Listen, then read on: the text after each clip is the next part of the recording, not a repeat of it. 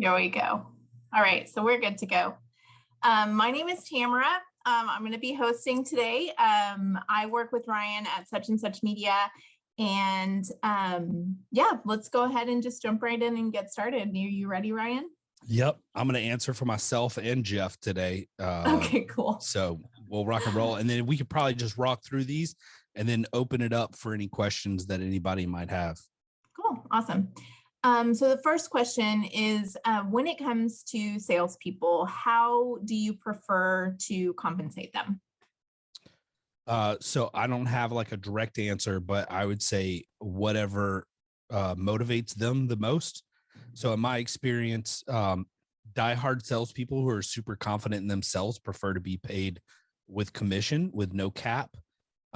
People who maybe aren't as confident or maybe in a different financial situation where they really prefer consistency in their pay, prefer hourly or salary. And I've found that there's a good case for hiring both of those type of people. And so I actually have comp plans on salespeople that vary. And I think that's very uncommon from what I understand. A lot of business owners will offer one comp plan to their employees in the same positions, or we'll offer different types. If it's a fixed comp plan, they'll get paid less, most likely. If it's a commission-based comp plan and they achieve their milestones, they'll make more. Right. Can I ask you, can I be part of it? Can you give me an example of like, a couple different people with different comp plans and like if they have a conversation with each other, how do you keep it straight with who's getting paid what? Yeah. So first of all, we have a policy at Aaron Overhead Doors where we ask our employees not to have conversation about compensation. But at the same time, we know sometimes that takes place. So we compensate based on a couple things. Number one, experience. If you get certified here, then you get a raise. And there's certain things that we lay out that, and if you're not making what you want to make, we'll gladly sit down with you and lay out certain targets that you need to hit in order to make more money. So we're very transparent with our employees. And if you want to make salary or hourly, we'll tell you, hey, look, you could make more if you switch to commission. That's your choice. It's up to you. But some people like the safety net or the consistency. Are you worried about if you put somebody on hourly or salary, are you worried about them having drive to try hard? Yes. Okay. 100%. That is one of my main concerns with that. I've been on commission my entire life for the most part. And if I didn't sell, I didn't do well personally. So I like, as a business owner, having my employees invested the same way I am. And so with that, we'll move back to Tamara. Yeah. What are your thoughts on paying commission on profit versus total sale? So again, all my answers with this are going to kind of align with what I believe. The owner is motivated to generate profit. And so I think you motivate your employees to also align with your goals. So profit should be what everyone is paid off of, in my opinion. I would like to have all of my employees paid off of profit, to be honest with you, everything from dispatchers all the way to guys in the field, salespeople. And along those lines, like what percentage of the profit or the total sale would you should be paid out? So that's that can vary depending on industry, but for the garage door industry, I think the magic number should be, in my opinion, somewhere around the 20% mark of the profit be paid out in commission. Now that can vary. I have different comp plans. So I've got one guy who gets paid on total sale. I got other people who are paid on salary altogether. I've got people that are paid on hourly, and I've got people that are paid on profit. So it varies, but it all kind of like balances out. So we figure out what we can afford to pay in the position. We figure out where they're at, what their goals are, and we try to build a comp plan that either will get them there in the near future or gets them there now if they are fully qualified and ready. So Okay. can I ask another question? So if your magic number is 20%, say someone's not IDA certified and someone is, what's the difference? Yeah, I mean, so I would say what you could start people out at, 16, 17, 18, 20%. You can go to 25 if you wanted to. And so you could just vary. I mean, it's all going to depend on your goals as a business owner and what motivates the people to do it, so.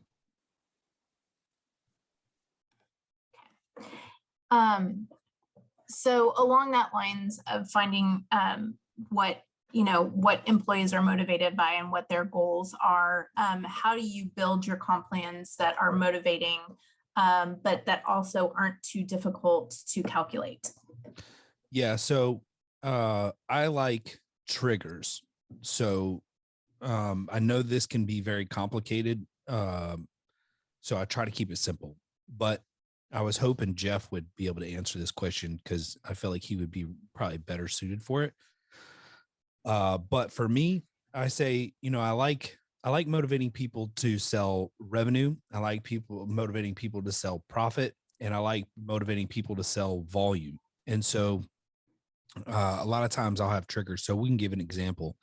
Let's say you have a service guy, and that service guy gets paid on total sale, like a percentage of the total sale. Well, you may also want to compensate him if he achieves a certain number. So in my experience as a salesperson, hitting goal should be standard. That's like you're getting paid to hit goal. Like, yes, we're paying you commission per job, but we're also expecting you to hit goal. So I'm not a big fan of like rewarding people for hitting goal. But what I am like pumped to do is to motivate them to keep going after goal. So once a lot of people hit goal, there's not a lot of comp plans out there that incentivize them to keep going. And so if you got 3 days left, a lot of guys are going to just cruise through those 3 days, do whatever they accomplish goal, they get their money, whatever. But if you hit 110% of goal, why not throw them a little bonus? 120% of goal, throw them a bonus, things like that. And so that helps motivate your guys in the field to continue selling doors or, be thorough and push in the garage doing service. So maybe push isn't the right word, but I mean, push isn't like keep trying. And so that's my stance on it. And that probably varies obviously by door company, but I believe that having like and in that case you can have situations where you like pay a percentage of their total sales for the month if they hit 110% of goal. That percentage should probably be very small, but in the same stance, it's there, right? So I know like for our guys on commission and service, they'll get paid a percentage of the total sale, but on motors and door sales, it's flat rate. And then and so that can create some complications also because you got to have somebody going through like pulling all the doors, the motor stuff out of all the service sales. So that can create some headache. But ultimately, I would rather have my my payroll lady frustrated than the guys in the field, quite honestly. We won't say that you said that. Yeah, don't okay, so when you're creating your compensation plan, when you're building it for each individual, can you talk a little bit about the balance of salary, bonus, and commission, how you kind of keep those all in line with each other, or how you balance it out? Yeah, so this is an interesting topic because I didn't really fully understand this until probably just a couple years ago.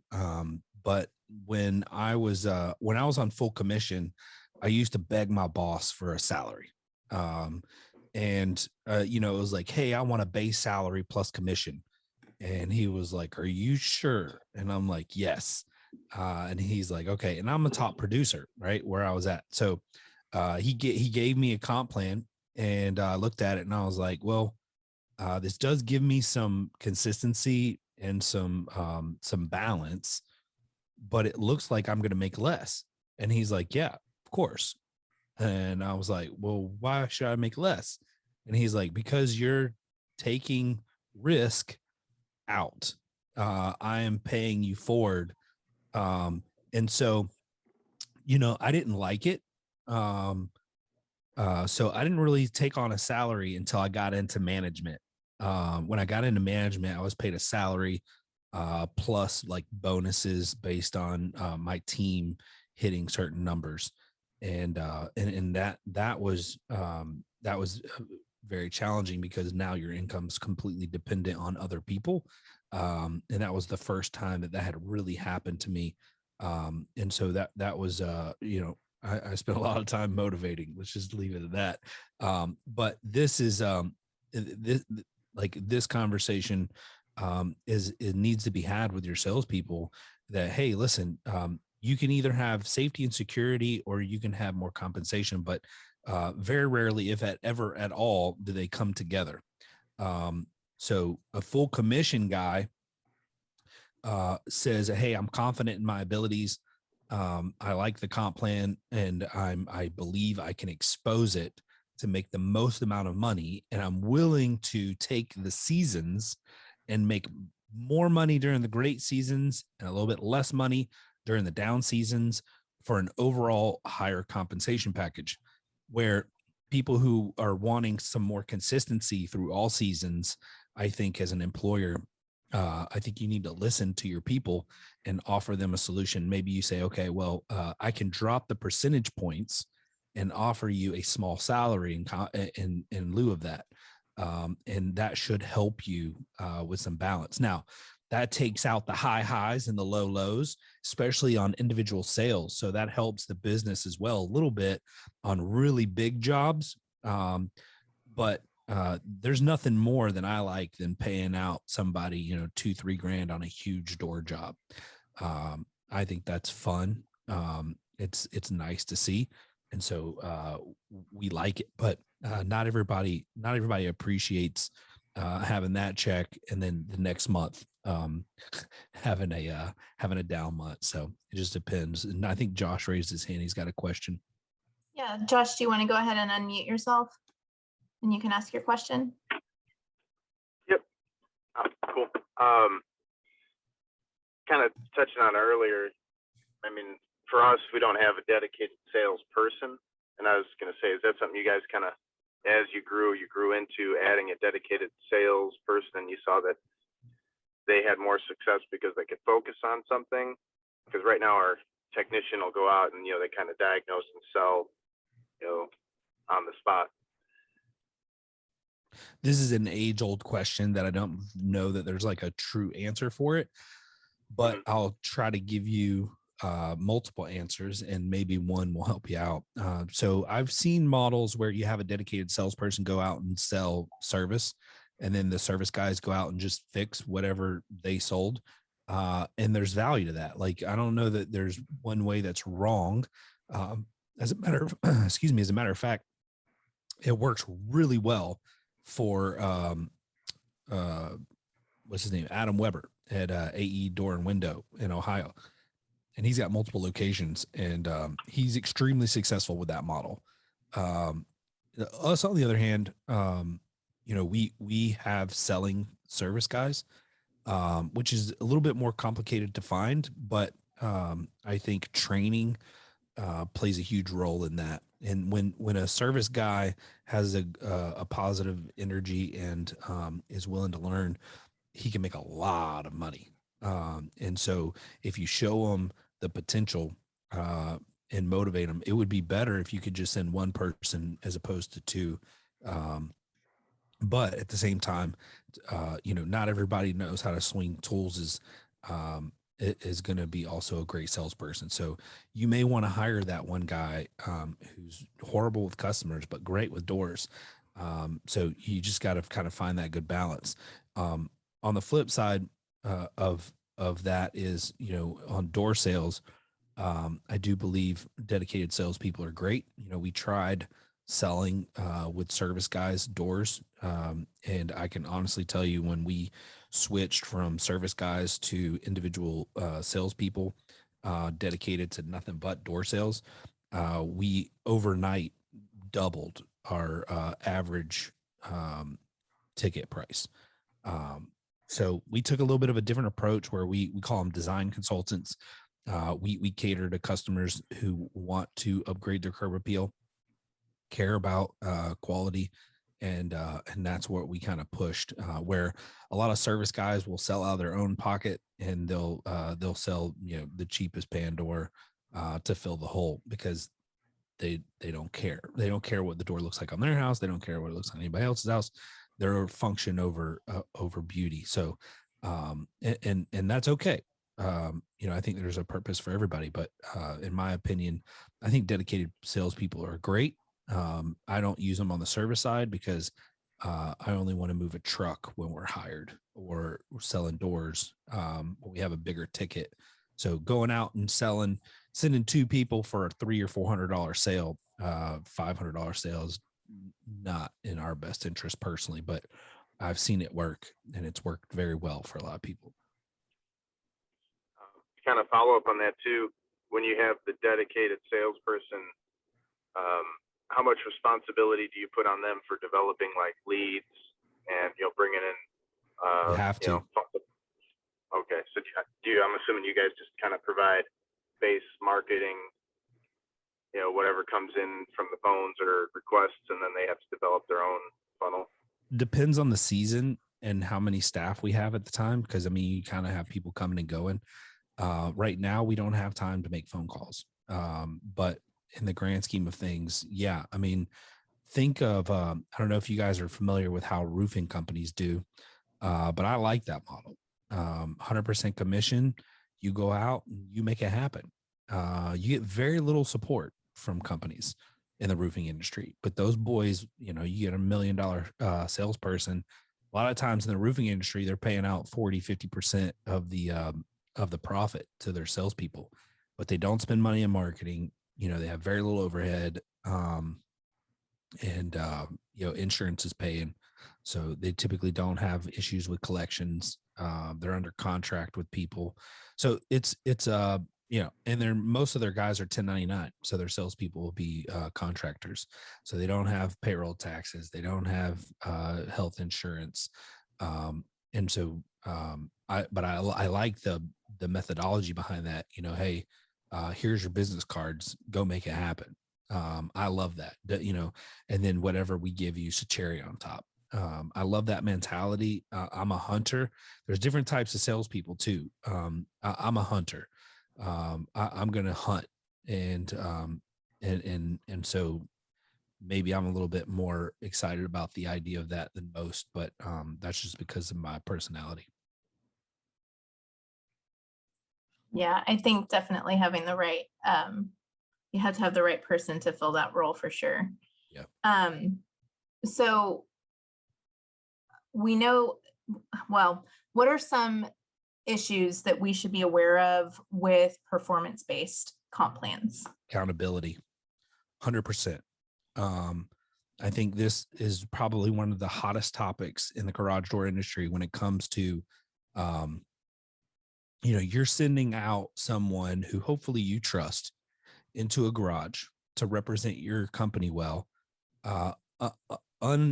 unaccompanied, right? They're by themselves, and you're trusting that they're doing a really good job of evaluating the door, evaluating the customer's needs and wants. Remember, I'm gonna start saying this more and more: customers' needs and wants, because I feel like a lot of people just sell off of bare minimum needs. Oh, they didn't need that. Well, they didn't need it, but they may have wanted it. And so if you're telling me that people only shop for things they need, you're lying. So I think you find out what their needs and wants are, and then you build out options and let the customer choose. But accountability, and the way that we do accountability here at Aaron Overhead Doors is we have safety inspections. If they mark it red, they're supposed to take a picture of that so that we can see what the issue may be, so that we can hold them accountable. And we also do quality control checks, and occasionally we'll call customers and just check, but we do in-person quality control as well.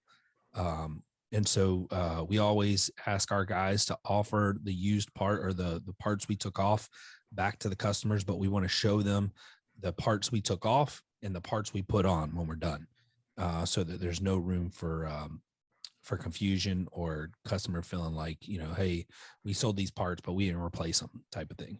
And I think Ben's got another question. Go ahead, Ben. I was just, I don't know. I hear what you're saying, and I agree 100% with it. I'm thinking about Simon Sinek doing the TED Talk, and he's talking about if you're just carrots and sticks, you've got to watch out, because sometimes you might accidentally be creating an environment where people are less ethical than they should be. Mm-hmm. So that was what I was thinking about. But another thing you were saying, needs and wants, and something that I've noticed with people I've trained is there's a difference between like people who are okay with fear of rejection. So they bring up things that potentially a customer might shoot them down right away, but you still bring it up anyways. And I think it just centers around getting people okay to be rejected. That's what I was thinking about. So yeah, and I'll reference a couple things on that. Is so if I had a grandmother who was old and her garage door was 12 years old, and a service guy goes to her house and notices that the spring is 12 years old, I think it would be bad practice to not at least offer a spring change.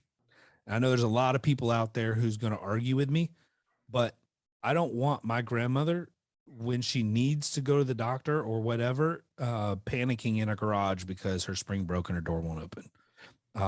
Or the possibility of her, because she is old, continuously hitting the freaking button until the door goes out of track because she didn't know. And then, it turns into an emergency situation.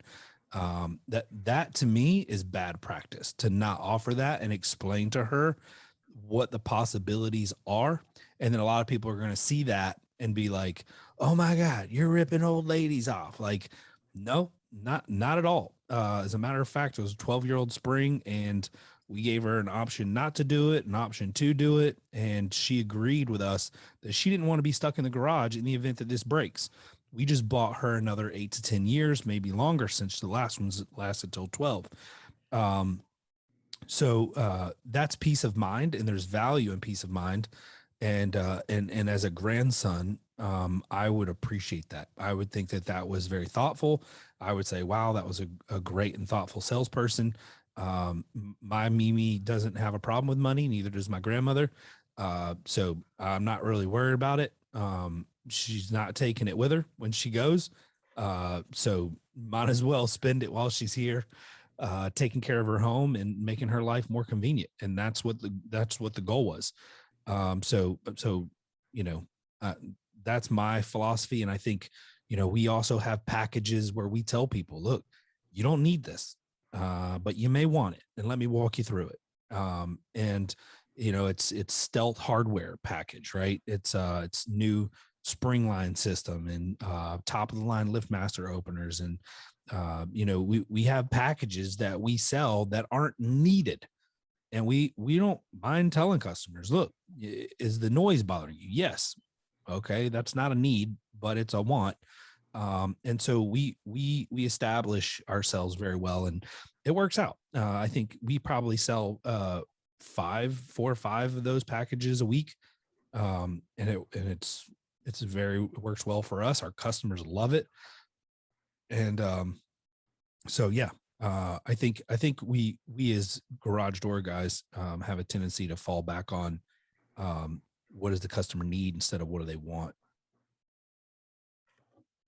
Yeah.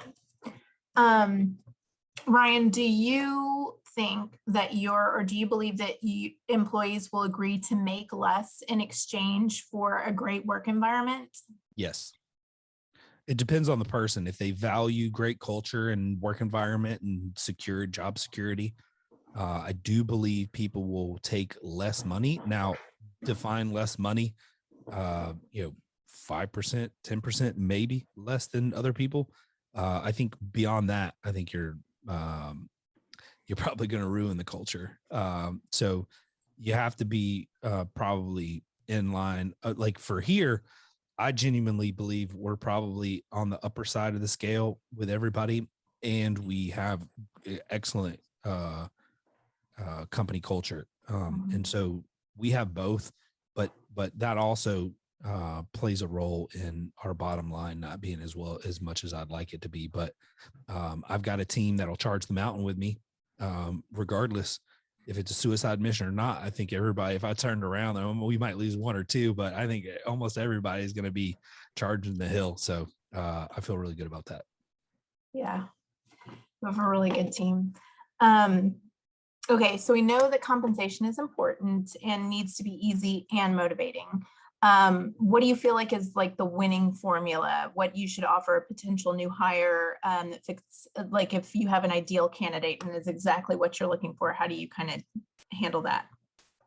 So how do I handle choosing the compensation for a new hire?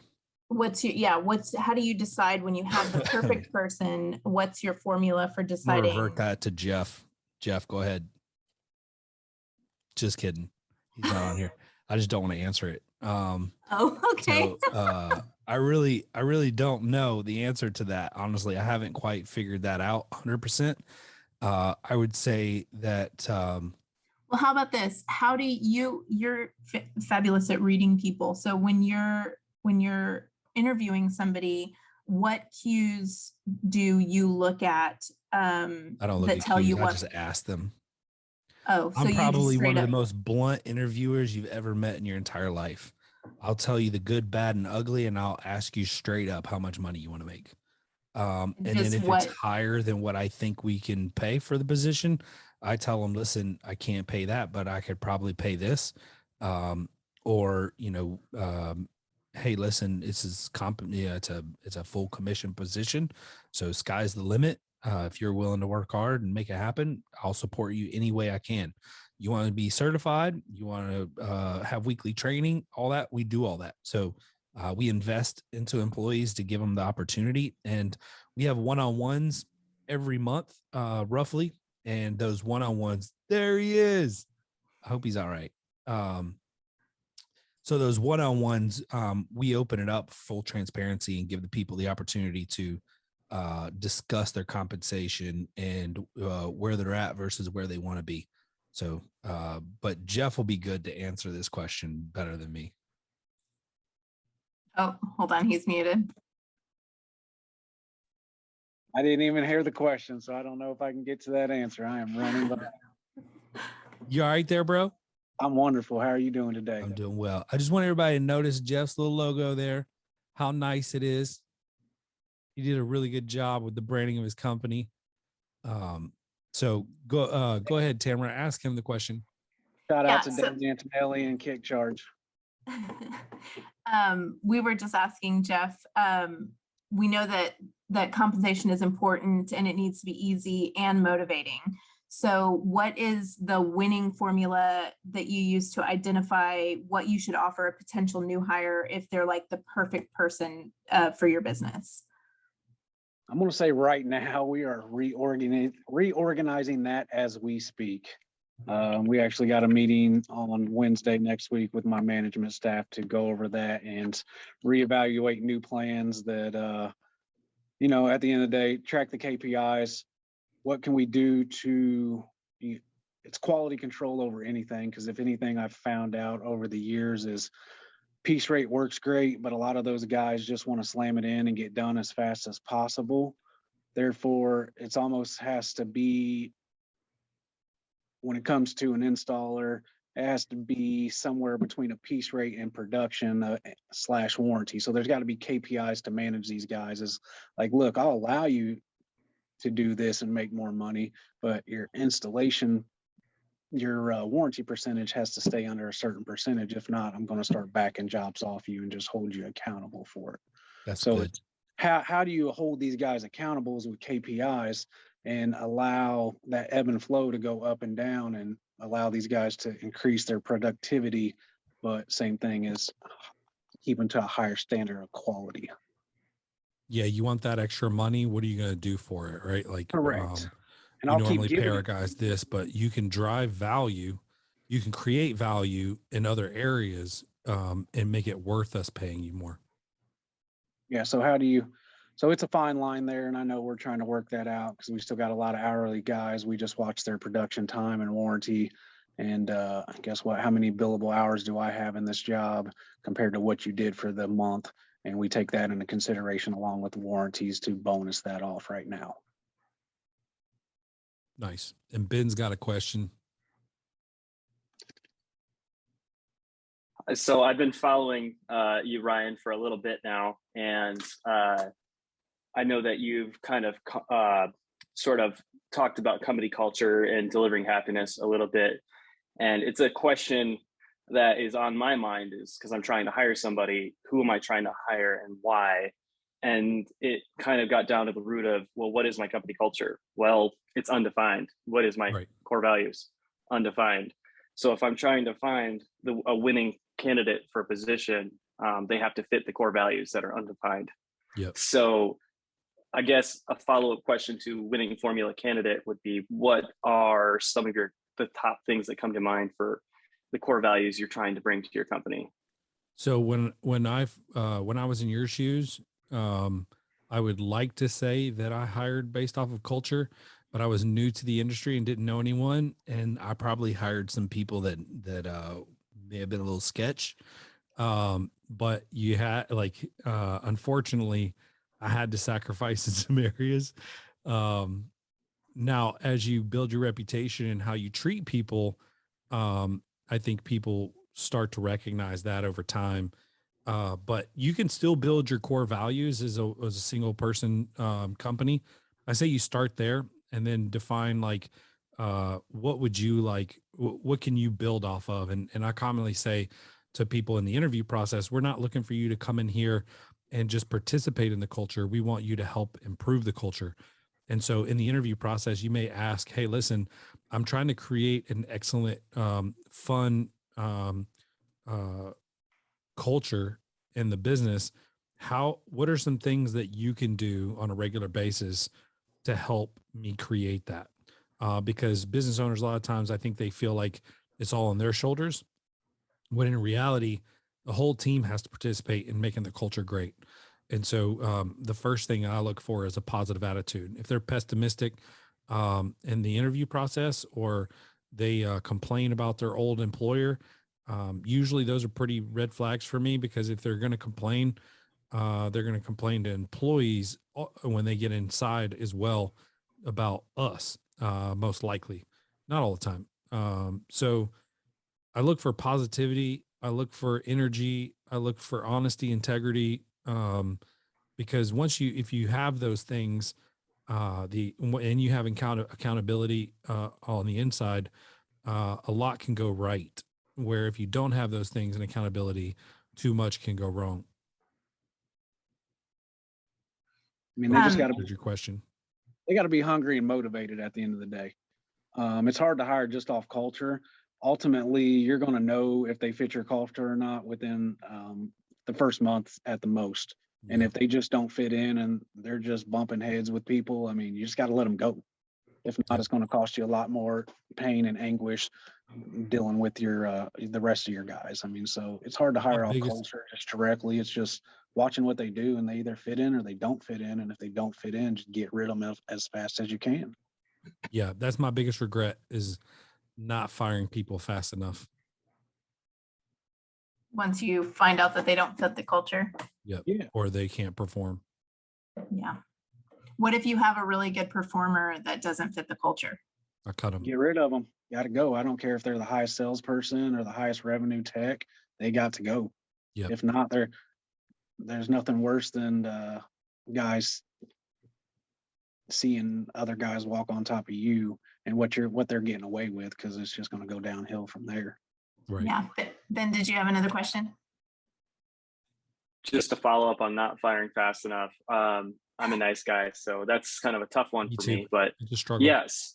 So, what would be the routes towards that option? If it's something like they walk out of a job when they were trained and it's left unsafe, that's it? Or do you talk to them about it and say, I'm not going to see that again? Or when is it?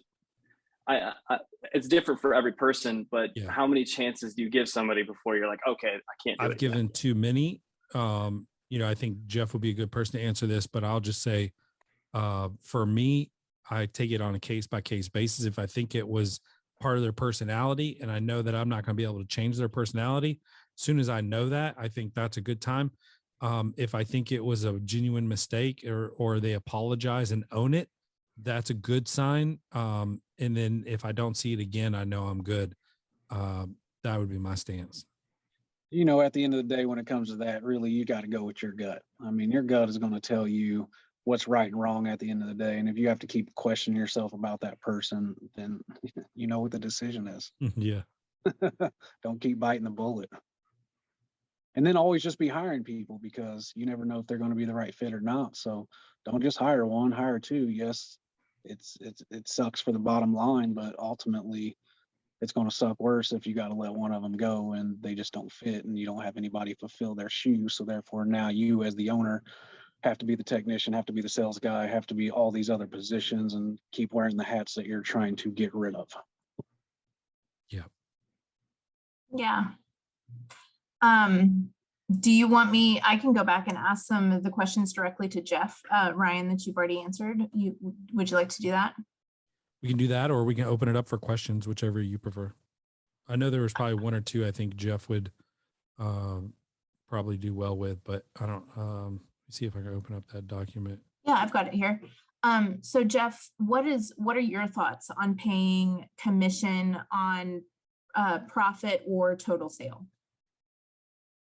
Oh, and as long as so within your pricing, as long as you build that within, then it really didn't cost you any amount of money. So therefore you can 100% pay on that as long as it's built into the cost. Okay. Yeah, totally. What are some issues with, and Ryan answered this too, but what are some issues you found with motivating employees with performance-based comp plans?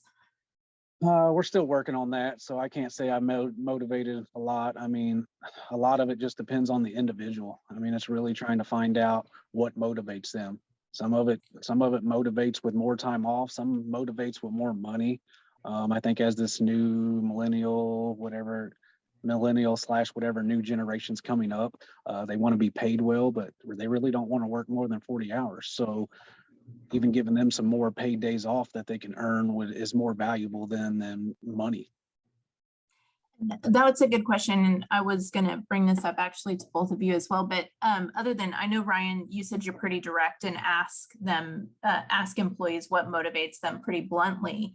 Is that like pretty much how you handle things, or do you notice yourselves kind of figuring out what motivates each individual employee, whether it be additional benefits or bonuses or commissions or paid time off?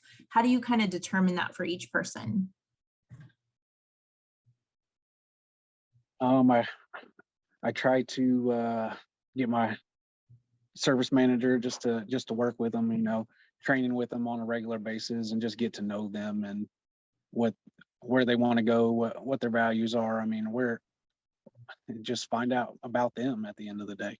The more you can learn about them and them individually, the better you are. Then you're just not assuming what you might not be. I mean, it's ask them. I mean, it just comes down to asking them at the end of the day. And listening. I think a lot of people ask, but they don't listen and take action. Mm-hmm. And that's where, employees get frustrated is, they're vocal, and then nothing changes. And so, but I think that Jeff hit on something I'd like to just elaborate on. Since COVID, it's not just millennials. I think a lot of people have started like reprioritizing their lives a little bit. The human brain is very interesting, and I study a lot of like psychology. And one of the things that I do normally has changed my routine. So my wife makes fun of me, but I changed the apps on my phone, the location of them, because we end up opening up our phone and can literally, with our eyes closed, go to an app, and there's no thought behind it. And eventually, you take that same application, you apply it to your daily life, where you're not challenging your brain at all, and you're just going through a normal everyday routine. And COVID disrupted everyone's routine, and it almost, in my opinion, kind of wakes you up a little bit, and then makes you realize and reflect on who you are, what you love, and what you enjoy doing, and who you love. And so we're seeing the effects of that as employers right now, where people, we say they don't want to work, but in reality, I don't know if you had the choice of doing the things you love most or going to work, which would you prefer to do? For me, one of the things I love most is working, because I love to build things. And so it's hard to find people like that. And the people that are like that most likely will either own their own business one day or already do.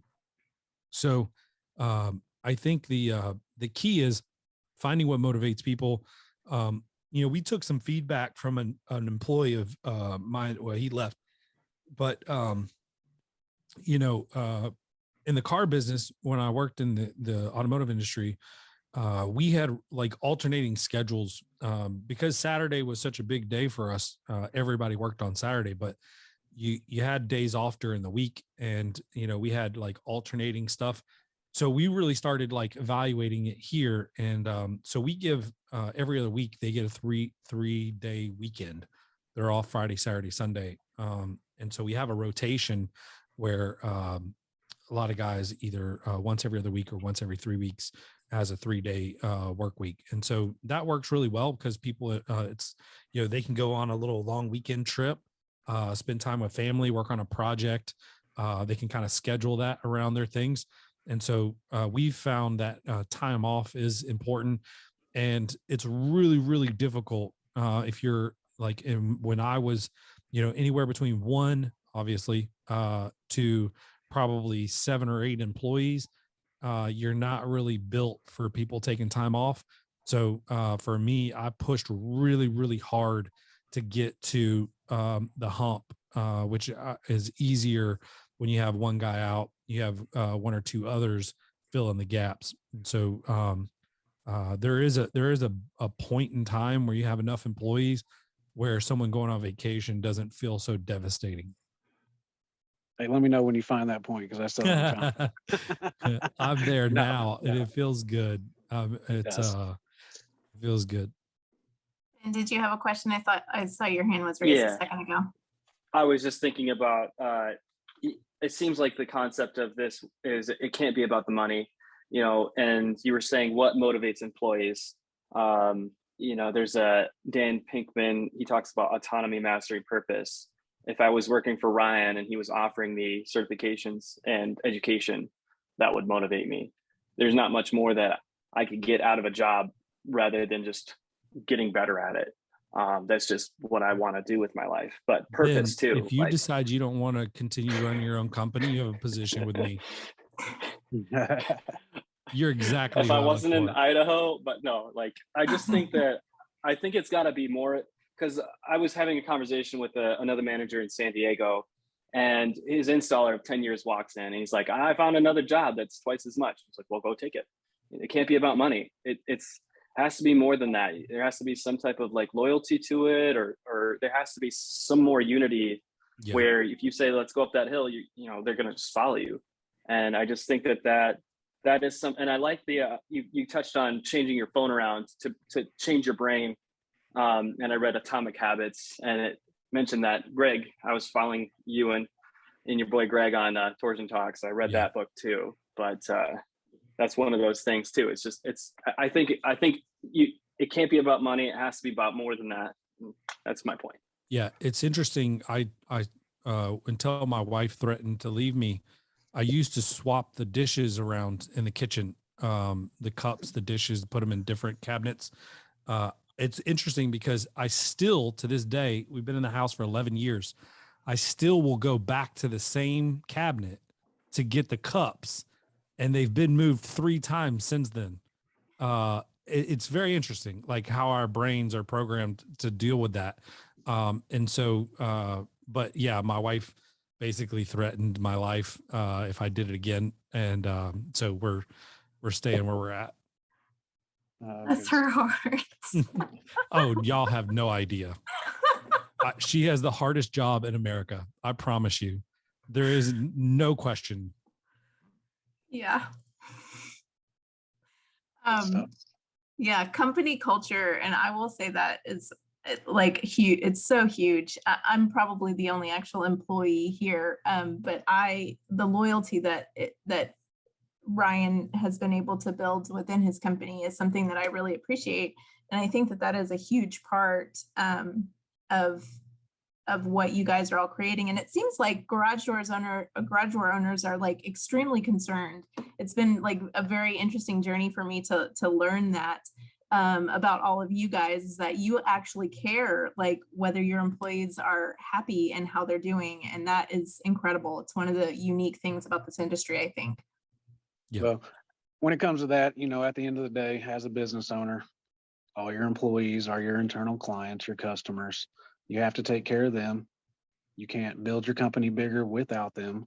Yep. And if they're taken care of, well, then the external customers are going to be taken care of. So therefore, you're going to have high reviews and you're going to get high referrals that way. So keep them happy, because if they go to a job mad at you that morning, well, how do you think that's going to turn out? I don't Yep. care if it's the best installer or the best service guy there is. How do you think that call is going to turn out today? 100%. I just had a conversation with one of my employees today. We announced the numbers, and we announced his numbers, and they weren't as high as he wanted to have them for yesterday. But when you dig deeper, you look at the jobs he had. Like one was a warranty. Another one was somebody we sold a door to recently, so there wasn't really any chance to make money on it.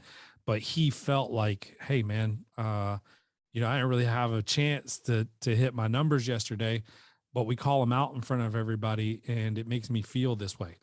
And so that broke into like a conversation about some other things. And I told him, I said, you know what, dude? I said, I know where you're at.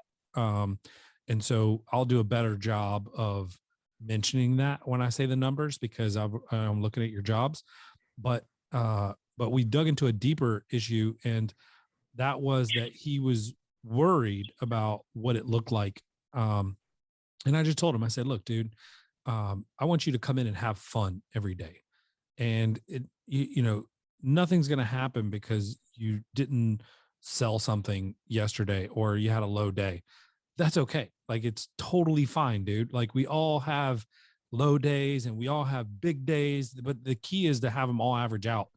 And so I said, I feel like you're stressed out. And I said, I don't want that for you. I said, so, I told him, I said, look, I'll just be straight up with you. You're here because I need to make money, and I only make money if you do your job. And so it's my job to motivate you and train you and equip you to accomplish your goals. I said, but I'm happy with you, and I want you here, and I want you to have fun, because if you are thinking in the back of your head that I think you're not doing a good job, then you're not going to do a good job.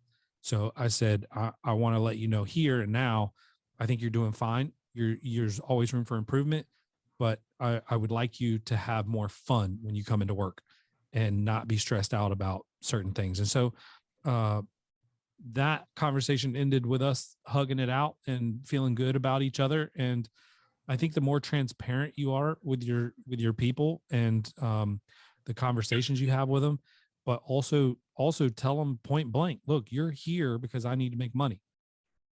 I mean, I think the further you hide from that, the worse you look. So I'm just blunt about it. I got a question. I guess I'll throw out both you guys. Kind of back to like pay performance stuff. Do you guys offer anything to your technicians where they can up their income or their, basically make more on the jobs? And specifically to commercial, Jeff, I know you got a good commercial crew going too. I don't know, Ryan, if you got commercial guys running like that. That's where we're having a meeting next week, commercial, because our commercial team hasn't went live on Service Titan yet. So yeah, we are probably going to start spiffing per parts on commercial teams. That way they can drive up their ticket totals, because a lot of times, yeah, as you know, those commercial accounts, they just want their doors working and they want them to work for a long period of time. So you really don't have to do a lot of asking. It's just up to the technician to do the job proper and to say, look, you need these rollers, you need these hinges, and this is why I did it. So yeah, we're going to put a spiff in for the commercial team, $1 per roller, $2 per roller, X amount per cable, and that way we can drive the ticket total up. Yeah, Have you and I talked to think your- it's all based on how you're structured. But I think finding good commercial guys who can sell are even more difficult than finding residential guys who can sell, and that's been a pain point for us. So right now, the way that we are doing it is we're sending service guys out on repairs, and we're sending other people out, salespeople out for new equipment quotes. Again, finding the motivation of your client. Same thing with everybody, right? There's needs and wants, and you can't assume that they just want needs. And so I take it, we just do a lot of training, teaching our guys to ask the right questions. Hey, what does it mean if this door is down for you? Oh, well, that's my freaking main door. It can't be down. That's not an option. Well, are you going to wait for the spring to break, or are you going to swap it out when it's close to the end of its life? That in my opinion is the difference between, taking care of the customer and making sure his business is running, or waiting until everything breaks to fix it. So if it's not a big deal and it's a third door, shoot, we're going to wait for this thing to break. But you just fact finding, asking the right questions. And as far as compensation is concerned, I wouldn't say that I figured that out on the commercial side quite yet. So Jeff and I both are probably in the same boat. Cool. All right. Do we have any other questions or any topics you guys would like to touch on?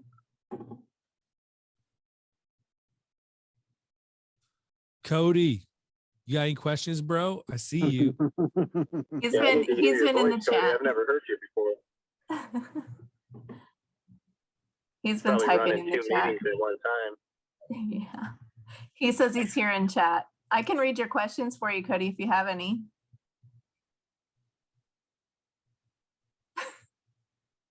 I'm looking forward to seeing all you guys out at Phoenix in a few weeks here. That'll be cool to catch up with everyone. Yep. Vertical track. So while we're seeing if anybody else has questions, I'll give a couple plugs. Vertical track is happening first week of November out in Arizona at A1 Garage Doors. Strongly recommend you guys check that out. I think it's going to be hugely beneficial, if nothing else, to come back home with some vision and some thinking that might challenge your current thought processes, which I think is always good. And then as far as anything else, if you guys are in a position where you like these types of conversations and you want to pour into yourself, we have Garage Door U. We're launching another group. This will be our 4th group. It's hugely successful. We really enjoy working with these guys. It's small groups of dealers, roughly around 5 per group. And we've got one opening up on Thursdays. There's 2 in that group now. We need 3 more. So if you guys are interested, go to garagedooru.com and you can apply. We don't accept everyone. And we basically put people in groups in different markets and try to make sure that the revenue is in the same range. So that's helpful. Does anybody else have any other questions? And if not, we'll shut it down. We're good. Oh, he says, hold on. Cody, you had to wait till I got through all that to start your question. Jeez, you gotta type faster, bro. Oh, what's the performance pay percentage? We touched on this a little bit in the beginning. Yeah. So you can go back and watch that, but I think it's you know, like Jeff had mentioned earlier, I mean, I think that can throttle up and down based on how you price your products out. I guess Right, I got Jeff? one last one too. Like, do you guys have a personal goal, like dollar, like annual annual pay you're trying to get your guys, your service technicians to? Like, I know personally, looking around, I said my goal is to get all my guys up to at least 80 or more in the next year. And it's, I don't know if that's how you guys kind of look at it, or if you say you try and put the, you know, the pressure and the growth on each individual guy and let the ones that can make it get there. So as we go into our meeting next week, that's the biggest. Oh, you muted out, Jeff. Somehow you magically muted, Jeff. All right. Can you hear me now? Yeah. Yes. So as we go into Yeah. having our meetings next week, that's the big thing is how do you show these guys, hey, here's how you hit 50 grand, here's how you hit 75 grand, here's how you hit 100 grand. You know, this is how many calls that your average guy runs a year, and if you're a technician, this is what we need. If you're an installer, this is what we need, and just showing that to them on paper so they know how to obtain it. I think that's great. Are you keeping all your guys on hourly? I don't know yet. We haven't decided yet. So we're going to weigh the goods at the bads here next week and see what works out. Gotcha. But I definitely we want to incentivize them to be able to make that money, but still hold them accountable. Same thing with the technicians. We're still on hourly rate, but we will be changing that here soon. And I'm going to have 5 KPIs, you know, highest ticket, you know, ticket total, reviews, callbacks, and I don't remember what the other one was right off the top of my head, but we'll be running those. And all right, well, here you can range from 14 to 17% of the ticket total, but it all depends on these 5 KPIs. It's not just the guy that sells the most or the guy that has the most reviews. It's going to be a little bit of everything, so it gives everybody an equal chance. Yeah. Because, you know, the highest ticket total is great, but so is the guy that's getting 75% of his calls to leave a 5-star review, because that's just as great. Yep. Awesome. Well, thank you guys. Did Tamara do a phenomenal job today? Woo! Excellent. This is her first time being the host of a panel discussion. So you killed it, Tamara. Great job. And I think we're going to have you do it more often. So Jeff about gave her a heart attack today, but that's okay. Jeff, you owe her a Christmas present. And so I better buy it now and ship it. You might get it by Christmas. Yeah, right. Well, listen, door guys, we love you guys to death, and great questions. I'm glad that this was more interactive. I was actually telling Tamara before we even got on here, I was like, you know what, my favorite part to do anything is just Q&A. I love Q&A. It's like my favorite thing ever. You don't know what questions are coming your way, and you got to kind of just like come up with something quick. So it's fun for me. Keeps my mind fresh. So you guys have a blessed day. Have a great week, and make sure you subscribe to Torsion Talk Podcast and like our Facebook page. Jeff, thank you, bro. Yes, sir. Thank 40 you. minutes late, but we still love you. 40 minutes late. All right. Bye-bye. See you guys. Bye. Bye, everybody.